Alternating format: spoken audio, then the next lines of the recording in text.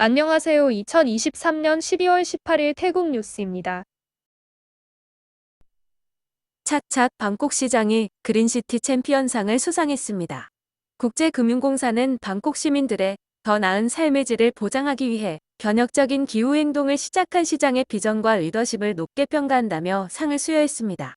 당국은 방콕을 녹색도시로 만든다는 계획하에 2030년까지 온실가스 배출량을 23% 줄일 수 있도록 노력하고 있습니다. 몇 년 전 지역 유소년 축구 선수들이 탐험을 위해 동굴에 들어갔다가 수십일간 고립된 후 구조대에 의해 구조된 이후 영화로까지 제작되어 탐루왕 동굴은 유명세를 타기도 했습니다. 국립공원국은 이번에 탐루왕 동굴을 일반에게 개방하면서 입장료를 발표했습니다. 가이드를 동반하는 동굴 탐험으로 태국인은 950밭, 외국인은 1,500밭이라고 합니다. 우리나라 동굴 탐방 입장료가 아무리 비싸도 7,000원에서 8,000원인 것을 생각하면 태국은 비싸도 너무 비싼 것 같습니다. 세타 총리는 태국의 배터리 공장 투자 확대를 위해 파나소닉 관계자와 논의를 가졌습니다. 파나소닉은 2031년까지 태국에 200기가와트까지 생산 능력 확대를 목표로 투자를 검토할 것이라고 합니다. 기상국은 20일부터 25일 사이 강풍과 함께 기온이 크게 떨어질 것이라고 발표했습니다. 동북부는 5에서 8도, 북부는 4에서 6도, 방콕을 포함한 중부는 4에서 6도, 동부지역 3에서 5도, 남부 상단 지역도 2에서 4도 기온이 내려갈 것이라고 합니다. 남부지방에는 지역에 따라 강한 비가 내릴 수 있다며 돌발홍수나 산사태에 주의해 줄 것을 주민들에게 당부했습니다. 핀파트라 산업부 장관은 태국 산업표준 인증을 받지 않은 제품들이 온라인을 통해 대량으로 유통되고 있다면서 당국이 엄격한 단속을 실시할 것이라고 밝혔습니다. 당국은 전자제품을 포함해 당국의 기준을 충족하지 못한 제품들은 시장에서 퇴출시킬 것이라고 강조했습니다. 세타 총리는 일본 방문 중 타이만과 안다만을 연결하는 랜드브리지 건설 프로젝트에 일본 기업의 참여를 적극 호소하고 있습니다. 도쿄의 호텔에서 열린 세미나에는 일본의 주요 30개 기업 관계자가 참석했는데 세타 총리는 랜드브리지가 완성되면 기존 컨테이너의 이동 시간이 4일 단축되고 15% 비용을 절감할 수 있다고 설명했습니다. 이 프로젝트가 성공하면 태국 경제 전체를 견인하는 데 도움을 줄 것이라면서 GDP의 최대 5.5%, 약 6,700억 바트의 수익과 20만 개의 일자리가 창출될 것이라고 덧붙였습니다. 초미세먼지로 대기오염 농도가 상승한 가운데 당국은 야외 활동을 피해줄 것을 국민들에게 당부하고 있습니다. 외출 시에는 마스크를 착용하고 자가용보다는 대중교통을, 기저질환자는 외출을 삼가하고 비정상적인 증상이 나타나면 의사의 진료를 받으라고 설명하고 있습니다. 건기 시즌에는 사탕수수 수확철과 겹치는데 날카로운 잎 때문에 수확 전에 불을 놓는 경우가 많았습니다. 이로 인해 대기오염이 더욱 심해지는 결과로 이어졌는데 당국은 사탕수수 수확 시 불을 놓지 않고 수확한 사탕수수에 대해 톤당 120밭의 보조금을 지원하기로 결정했습니다. 파타야에서도 새해맞이 카운트다운 행사가 예정되고 있습니다.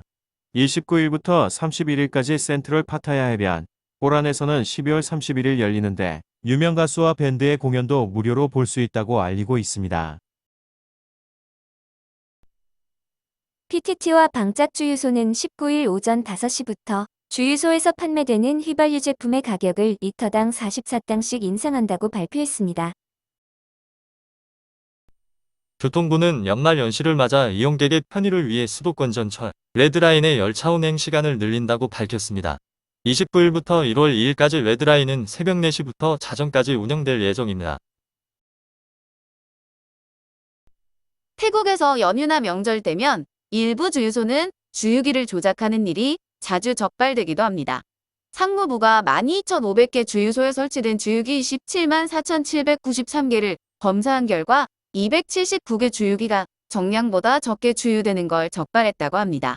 정확하지 않은 계량기를 사용한 경우 6개월 이하의 징역과 2만 바트의 벌금, 계량기를 조작한 경우에는 3년 이하의 징역과 12만 바트의 벌금에 처해지게 됩니다. 짜오프라야 익스프레스 보트사는 신형 여객선을 논타부리와 사톤 사이 노선에 투입한다고 밝혔습니다. 신형 선박은 길이 28m, 폭 3.8m로 최대 150명의 승객을 태우고 운항할 수 있습니다. 중국 상하이차의 MG 자동차는 태국에서도 꽤 인기가 있는 자동차 브랜드입니다. 얼마 전 호주 신차 평가 프로그램에서 신형 MG5가 별을 하나도 받지 못해 빵점을 맞았다는 소식이 태국에도 전해지면서 기존 차량 구입자들이 우려를 나타내고 있습니다. 이에 대해 회사 측은 고객들의 우려 제기를 이해한다고 밝히고 신형 MG5는 호주 정부가 정한 안전 표준을 충족한다는 원론적인 입장을 내놨습니다. 태국 국립개발원이 실시한 여론조사에 따르면 공무원의 급여 인상에 대해 48.93%가 적절하다고 답했습니다. 최저임금과 관련한 조사에서는 35.11%가 모든 지역에 동일한 비율로 인상해야 한다고 답했으며 올해 결정된 2에서 16밭의 인상안에 대해 28.4%가 적다, 28.32%가 너무 적다고 답했습니다. 적절하다는 응답은 6.18%, 너무 높다는 응답은 0.84%였습니다. 콘깹 무앙 지역의 주택에서 54세 캐나다인 남성과 47세 아내인 태국인 여성이 흉기에 찔려 숨지는 일이 있었습니다. 경찰은 현장에 있던 36세 태국인 남성을 체포하고 범행에 쓰인 흉기를 증거물로 압수했습니다. 초기 조사에서 이웃 사이인 가해자와 피해자 부부는 평소에도 자주 말다툼을 벌였는데 가해자가 귀가 중 피해자가 자신에게 영어로 욕설을 해 범행을 저질렀다고 진술했습니다. 태국 부동산정보센터에 따르면 올해 9월까지 외국인이 구입한 태국 콘도는 전년 동기 대비 37.6% 증가한 1,703채였다고 합니다. 구매액도 역시 31.6% 증가한 522억 5,900만 밭으로 증가했는데 전체 콘도 분양 물량 중 외국인이 구매한 물량은 13%, 구입액으로는 23.3%를 차지했습니다. 국가별로는 중국인이 4,991채로 가장 많이 구입했으며 이어서 러시아 962, 미국 422, 대만 378, 프랑스 372채 순이었습니다. 외국인이 콘도를 가장 많이 구입한 지역은 파타야가 속해 있는 촌부리 지방이 41.7%를 차지했으며 이어서 방콕이 37.5%였습니다. 3분기 외국인이 구입한 콘도는 3,365채로 가격대로 보면 300만 밭 이하가 1,490채, 300에서 500만 밭 843채, 500만에서 750만 밭 507채, 750만 1000만 밭 179채, 1000만 밭 이상이 346채였습니다. 16일 저녁 7시경 치앙라이 국경 순찰대는 미얀마 국경 인근 숲에서 약 20명의 무장단체와 총격전을 벌였습니다.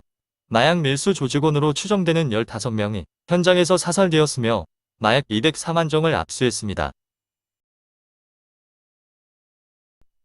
푸켓에서는 27세 핀란드 남성이 부모에게 전화를 걸어 경찰에 붙잡혀 27만 밭이 필요하다며 송금을 요청했다가 경찰에 체포당하는 일이 있었습니다. 부모가 핀란드 당국에 신고하면서 통보를 받은 태국 경찰이 수사에 나섰는데 편의점 앞에 같이 있던 34세의 다른 핀란드인 남성과 함께 체포되었습니다. 두 사람은 모두 기한을 넘겨 불법 체류 상태였다고 합니다. 푸켓에서 70대 캐나다인 남성이 실종되자 경찰이 사진을 공개하고 시민들의 제보를 촉구하고 있습니다. 이 남성은 12월 9일 마지막 연락 후 현재 실종 상태라고 합니다. 15일부터 일부 관광지의 유흥업소 영업시간이 새벽 4시까지로 연장된 가운데 16일 새벽 4시경 치앙마이에서 가나 국적의 남성이 몰던 차량이 공사 중이던 인부를 덮쳐 한 명이 숨지는 사고가 있었습니다. 현장은 전선의 지중화 공사가 진행 중이던 곳으로 다른 작업원 2명도 중상을 입었다고 합니다. 경찰이 운전자에게 실시한 음주 측정 결과 0.121%의 만취 상태였다는 것입니다. 16일 오후 4시 45분경 나차부리 지방의 쇼핑몰 내 금은방에 흉기를 든 강도가 침입해 60만 밭 상당의 금제품을 강타로 달아나는 일이 있었습니다. 범인은 번호판이 없는 오토바이를 타고 도주했는데 경찰이 현재 도주로를 추적하고 있습니다. 푸켓 경찰은 25세 독일인 여성의 아이폰을 훔친 태국인 남성을 체포했습니다. 여성은 14일 오전 11시경 머물고 있던 호텔 앞 바다에서 수영을 하고 왔는데 가방 안에 있던 아이폰이 사라진 걸 발견했다고 합니다. 경찰은 아이폰 위치 추적 기능과 CCTV 영상을 토대로 용의자를 특정해 15일 검거했고 아이폰을 여성에게 돌려줬다고 합니다. 남방 르앙 지역에 거주하던 60대 여성은 사채업자들이 이자를 내지 않았다며 자신의 집안으로 쓰레기 봉투를 투기했다고 하소연했습니다. 당시 며느리가 혼자 집에 있었는데 3명의 남성들이 차를 타고 와서 돈을 갚으라고 욕설을 했고 떠나기 전 쓰레기 봉투를 찢어 자신의 집으로 던졌다는 것입니다. 여성은 급전이 필요해 월 20%의 금리로 15,000바트를 빌렸고 하루 650바트씩을 갚아야 했다고 합니다. 사건을 접수한 경찰이 현재 수사를 진행하고 있다고 합니다. 우타이타니 후에이콧에 거주하는 42세 여교사는 제자인 이웃집 소녀가 훔쳐간 70만 바트를 돌려받을 길이 없어 스트레스를 받고 있다고 합니다. 여교사는 모친과 함께 식료품점을 운영하는 집에서 함께 살고 있는데 이웃집의 14세 소녀는 이전에도 돈통에 있던 2,000바트를 훔치다가 걸린 적도 있다고 합니다. 19일 대출받은 돈을 옷장에 보관하고 있었는데 잠시 집을 비운 사이 돈이 사라진 걸 발견하고 눈앞이 캄캄해졌다고 합니다. 그런데 몇 시간 뒤 이웃으로부터 이웃집 소녀가 친구들에게 신형 아이폰 11대를 사줬다는 얘기를 들었고 소녀를 추궁한 끝에 12만 바트 정도를 돌려받았다고 합니다. 여성은 남은 58만 바트를 돌려받지 못해 결국 경찰서를 찾아 피해 신고를 접수했다고 합니다. 소녀는 훔친 돈 중 30만 바트는 남자친구에게 줬고 나머지 돈으로 친구들과 아이폰 11대를 구입했다고 경찰에 진술했습니다. 경찰은 소녀가 촉법 소년으로 기소할 수 없지만 부모들을 반임으로 기소할 수 있다고 설명하고 곧 관련자들의 부모들을 소환할 것이라고 설명했습니다. 고속도로 경찰은 가짜 번호판을 부착한 차량을 아유타야 왕너이 지역의 도로에서 적발했습니다. 당시 도로가 정체 중이었는데 경찰관이 앞에 가던 고급 외제차의 번호판이 이상한 걸 발견하고 갓길로 이동 조치시켰다고 합니다. 경찰관이 조사해보니 번호판은 가짜였으며 49세 운전자를 현장에서 체포했습니다. 12일 저녁 파타야 좀티의 내변 앞바다에서 외국인으로 추정되는 4명이 수영 중 파도에 떠내려갔다는 신고를 받고 구조대가 수색 작전을 벌였었습니다. 16일 오후 3시경 사타입 지역의 앞바다에 외국인의 시신이 발견되어 인양했는데 실종 외국인인지 여부는 아직 밝혀지지 않았다고 합니다. 라용 경찰은 절도 혐의로 37세 남성을 막다프 지역에서 체포했습니다. 검거된 남성은 고향인 우볼라차타니 지방을 돌면서 거리에 설치된 전기 계량기와 가로 등 오토바이와 변압기까지 총 78만 바트 어치를 훔쳤다고 합니다. 기술범죄수사국은 나콤빠툼과 치앙마이 등 6개소를 압수수색하고 도박 사이트를 운영하고 있던 6명을 체포했습니다. 이들이 운영한 도박 사이트의 판도는 2억 바트이 넘었는데 경찰은 슈퍼카 등 차량 3대와 컴퓨터 8대 등 총 2천만 바트의 자산을 몰수했습니다. 사케오 이민국은 아란야프라테세 국경시장에서 30대 인도인 남성 2명을 체포했습니다. 검거된 인도인들은 기한을 넘겨 태국에 불법 체류 중이었다고 합니다. 49세 여성은 한국으로 일하러 간 26세 딸의 연락이 끊기자 동분서주하면서 딸의 지인들에게 연락을 시도했다고 합니다. 딸은 불법 체류자였는데 결국 지난 11월 24일 경찰에 체포되었다는 소식을 들었고 29일 딸의 친구로부터 딸이 뇌출혈로 쓰러졌다는 말을 전해 들었다고 합니다. 딸의 치료를 위해 한국에 있는 지인에게 연락을 시도했지만 지인들 또한 불법 체류 신분이라 도울 수 없다고 말했는데 브로커가 15만 바트 정도면 태국으로 데려가 치료할 수 있다고 처리 비용을 제안해 6만 8천 바트를 송금해줬다고 합니다. 여성은 한국 이민청에 연락해 12월 7일 입원한 딸을 보러 갈 수 있었지만 딸은 혼수 상태로 중환자실에 누워 있었고 결국 9일 숨졌다고 합니다. 한국 경찰이 구금 과정에서 물리력은 없었다고 확인해줬고 딸을 화장해서 데려오는 데 비용은 전혀 들지 않았으며 오히려 한국 이민청이 장례비 100만 원을 지원해줬다고 말했습니다. 여성은 브로커에게 준 돈을 돌려받을 수 있을지 모르겠다고 언론을 통해 말했습니다. 오늘도 시청해 주셔서 감사합니다.